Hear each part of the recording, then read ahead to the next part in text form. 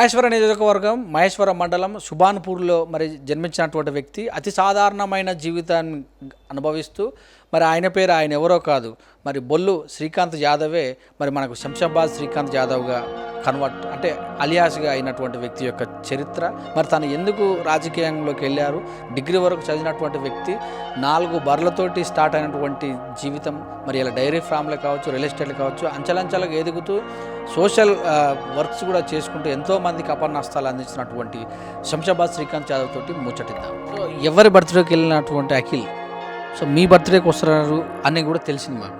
So ఎందుకు అంత అంటే ఎంతోమంది ఉంటారు అనుమాయులు కావచ్చు, ఫ్రెండ్స్ కావచ్చు, లేకపోతే ఫాలోవర్స్ కావచ్చు, దాదాపు సెలబ్రిటీలు కూడా ఆ స్థాయిలో వస్తారు ఆయన దగ్గరికి. అంటే ఎట్లా అంటే అన్న, నేను ఇప్పుడు నాకు 2 కళ్ళు, ఇద్దరిని నమ్ముకున్నా. ఒకటి అఖిల్ అన్నని, ఒకటి మహేష్ అన్నని. మీరు కూడా మరి మన 2020లో మార్చిలో కోవిడ్ చూసాం కదా, చాలా వందల మంది కూడా సహాయపడాలనిపించింది. సో ఎలా అనిపించింది ఇన్స్పిరేషన్? అదంతా అఖిల్ అన్న, మహేష్ అన్న వల్ల. ఎందుకంటే మేము వాళ్ళని చూసి ఎదిగిన వాళ్ళం, వాళ్ళని చూసి మేము పైనకి వచ్చిన వాళ్ళం, వాళ్ళని చూసి మేము ఈరోజు స్థాయిలో ఒక మంచి పొజిషన్లో ఉన్నాం.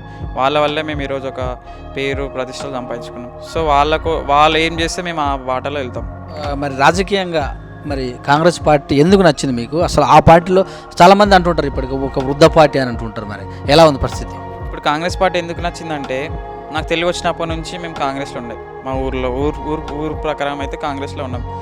సో కాంగ్రెస్ ఉన్నప్పుడు మేము నాకు తెలివి వచ్చినప్పుడు రాజశేఖర రెడ్డి సీఎం ఉండే. నాకు సీఎం ఉన్నప్పుడు చాలా బాగా అతను చేసే పనులు, అతను చేసే ప్రతి ఒక్కటి 108 కానీ బాగుండే. కామెంట్ చేసి ఈయనదేంద్ర బాబు అని కామెంట్ చేసిన వాళ్ళకి ఏం సమాధానం చెప్తారు? అలా నా గురించి ఎవరైతే బ్యాడ్గా చెప్పిన వాళ్ళు, ఎవరైతే నన్ను పబ్లిసిటీలో తీసుకొచ్చిన వాళ్ళు, వాళ్ళకి చాలా థ్యాంక్స్. ఎందుకంటే నన్ను మస్తు బ్యాడ్గా తీసుకొచ్చిన వాళ్ళు వల్లనే నేను ఈరోజు స్థాయిలో ఉన్నా. నన్ను ఎంత పబ్లిసిటీలో కామెంటరీ చేసిరో, సెటైర్లు వేసుకున్న వాళ్ళు వాళ్ళందరూ రోజు నాతో ఫ్రెండ్లీగా మూవ్ అవుతారు. ధర్నాలు కూడా చేసే అవకాశం ఉందా? ధర్నాలు చేస్తావా పార్టీ కోసం కావచ్చు స్పెషల్గా? నేను ఏ పార్టీలో తిరగలే అన్న, ఏ పార్టీలో తిరగాను, చేయను. నాకు పార్టీ ఇష్టం ఉండదు. నాకు ఓన్లీ కాంగ్రెస్ పార్టీ ఇష్టం ఉంటుంది.